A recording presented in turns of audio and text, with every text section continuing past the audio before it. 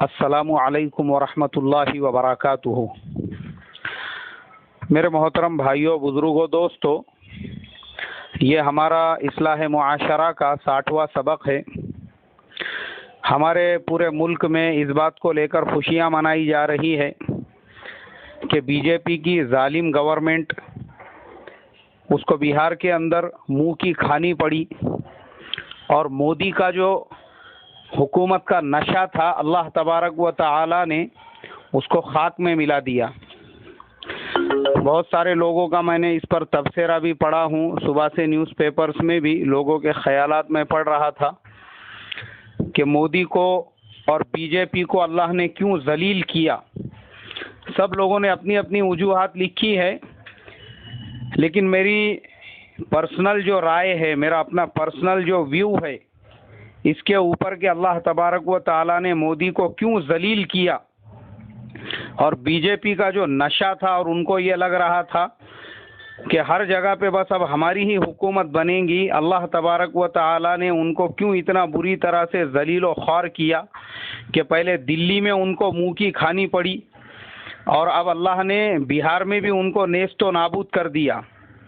उसकी सबसे बड़ी जो वजह है वो सिर्फ और सिर्फ जुल्म है। जो जुल्म ये मुसलमानों के ऊपर कर रहे हैं, इनके जुल्म की वजह से अल्लाह तबारक व ताला ने इनको जलील किया। इसलिए कि नरेंद्र मोदी गुजरात का जो मुख्यमंत्री और वजीर आला बना, वो भी मुसलमानों के कब्रों पर, मुसलमानों की लाशों के ऊपर और मुसलमानों के ऊपर जुल्म सितम करके ही इसने अपने गुजरात की हुकूमत में, गुजरात के अंदर अपने आप को मुस्तहकम किया और 2 मरतबा वहाँ पर जो है पूरी शान के साथ में सिर्फ मुसलमानों की लाशों के ऊपर ये चुनकर आया और वहाँ का मुख्यमंत्री बना। मुल्क में भी इसने जो वजीर आजम बनने का ख्वाब देखा था वो इसी के ऊपर कि उसको फॉर्मूला मिल गया था कि मुल्क में अगर साबित कदम होना है तो वापस से मुसलमानों को टारगेट बनाऊं। तो मुसलमानों पर जुल्म का वो सिलसिला जो था वो थमा नहीं, इसलिए कि वो ओरिजिनल प्योर एकदम आरएसएस का आदमी है और आरएसएस की जो पॉलिसीज है उसको लागू करने के लिए उन्होंने इस आदमी को आगे बढ़ाया और फिर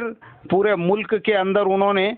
गुजरात को मॉडल बनाकर कि गुजरात के जैसा हम लोगों को झांसा देकर, लोगों को अंधेरे में रखकर, लोगों को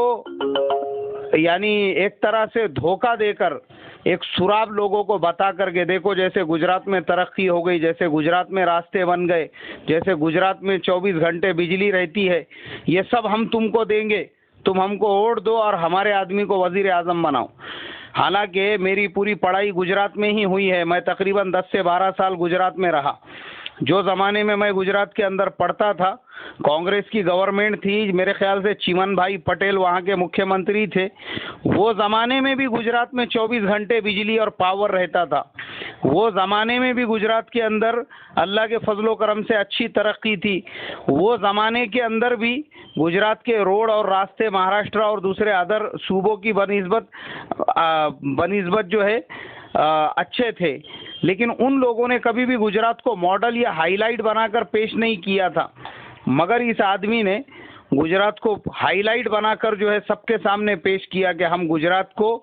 गुजरात जैसा है वैसा पूरे मुल्क को बनाएंगे।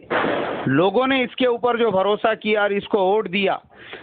इसी भरोसे के ऊपर के जैसे गुजरात में खुशहाली है, गुजरात में तरक्की है, पूरे हिंदुस्तान के अंदर वैसी माहौल और वैसे हालात बनेंगे।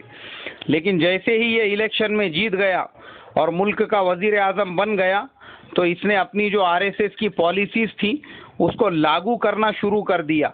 इसलिए कि ये आया ही इसलिए है कि आरएसएस की जो पॉलिसीज है, जैसे हमारे लालू प्रसाद यादव बार बार बोलते कि ये सिर्फ संघ का प्रचारक है, ये सिर्फ संघ का एडवर्टाइजमेंट करने के लिए आया है। और ये किसके पैसों पर आया? ये अदानी के, अंबानी के, इनके पैसों के ऊपर वजीर आजम बना और वजीर आजम बनने के बाद में इन्होंने वही शुरू किया जो आरएसएस की पॉलिसीज थी कि बाहर की जो कंपनीज है उन पे पाबंदी लगाई जाए, उनको किसी भी तरीके से डैमेज किया जाए, इसलिए मैगी के ऊपर पाबंदी लगा दी गई और दूसरी जो बाहर की कंपनियां हैं उनको सताया जाने लगा। और जिन जिन कारोबार में मुसलमान थे उनको कंडम करने के लिए उसके लिए ऐसी पॉलिसीज़ बनाई गई कि मुसलमानों के ऊपर जुल्म और सितम बढ़े और मुसलमान बिजनेस के, कारोबार के, फाइनेंशियल लाइन से जो है कमज़ोर बने। वो पॉलिसीज़ को लागू किया गया और उसके बाद मुसलमानों पर जुल्म और सितम का ऐसा बाजार गर्म हो गया कि जो बेचारे बेकसूर मुसलमान जेलों के अंदर थे, उन मुसलमानों के ऊपर ज़बरदस्ती उन जुर्मों को साबित किया गया और जैसे कि टाइगर मेमन वगैरह के जो केसेस चल रहे थे उसको जल्दी से जल्दी फाइनलाइज करके उनको फांसी पर चढ़ा दिया गया। लेकिन जिन लोगों पर बाबरी मस्जिद तोड़ने के केसेस चल रहे हैं, बॉम्बे में दंगे भड़काने के 92 के केसेस चल रहे हैं, उन केसेस वालों को इन्होंने कोई सज़ा नहीं दी क्योंकि ये सब मिले हुए थे। मगर मुसलमानों के ऊपर जुल्म के नाम पर मुसलमानों के ऊपर ऐसे ऐसे जुल्म किए गए और फिर मुसलमानों का कत्लेआम शुरू हो गया मुल्क के अंदर। जहाँ जहाँ पर भी मुसलमान निहत्ते नज़र आते, जहाँ पर भी अकेला मुसलमान देखा जाता, उसको पकड़कर जो है, जैसे कि अखलाक अहमद साहब को दादरी के अंदर एक जानवर के नाम पर एक इंसान की जान चली गई। उसके बाद बहुत सारे ऐसे मुसलमान हैं, अगर हम उनकी लिस्ट देखेंगे, मणिपुर में एक मुसलमान को शहीद किया गया, उसके पहले नागालैंड में एक मुसलमान को शहीद किया गया। जगह जगह पर मुसलमानों पर इतना जुल्म और सितम बढ़ गया। अल्लाह तबारक व ताला हर एक को ढील देते हैं, मौका देते हैं, और अल्लाह ने इनको मौका दिया था इसलिए कि इन्होंने पब्लिक के सामने डेवलपमेंट का नारा लगाया था। मगर जब जुल्म इनका हद से ज़्यादा बढ़ गया तो अल्लाह तबारक व ताला जालिम को कभी भी इज्जत नहीं देते। यहाँ से इनका जवाल शुरू हो गया और जो जिल्लत इनको दिल्ली के इलेक्शन में मिली, वो जिल्लत को अल्लाह ने बाकी रखते हुए बिहार में उससे भी ज़्यादा जलील किया और लोगों ने इनकी हकीकत और असलियत को देख लिए कि ये जो वज़ीर आज़म हैं, ये सिर्फ अदानी का, अंबानी का, अमीरों का, करोड़पतियों का, पैसे वालों का वजीर आज़म है और ये सिर्फ आरएसएस और विश्व हिंदू परिषद और जितनी भी हिंदुत्ववादी संगठनाएं और तंजीमें हैं, ये सिर्फ उनका प्रचारक और उनके नज़रिए को लागू करने के लिए आया हुआ है। लोगों के ये समझ में आ चुका है। उसके बाद में लोगों ने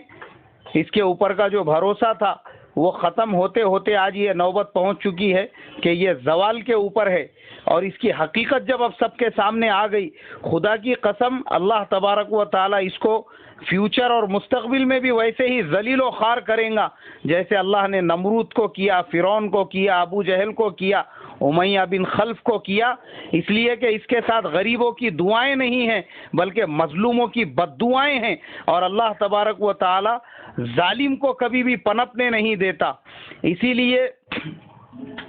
अल्लाह तबारक व ताला ने इनको दिल्ली से भी उखाड़ दिया, इनको बिहार से भी उखाड़ दिया और इंशाअल्लाह पूरे मुल्क से इनका नामो निशान भी अल्लाह तबारक व ताला ख़त्म कर देंगे। अल्लाह तबारक व ताला मुसलमानों के जान की, माल की, इज़्ज़त की, आबरू की हिफाजत फरमाए और अल्लाह तबारक व ताला इन जलीलों को और इसी तरीके से जलीलो खार करे और पूरे मुल्क से इनके नामो निशान को ख़त्म कर दे। अस्सलामु अलैकुम व रहमतुल्लाहि व बरकातुहू।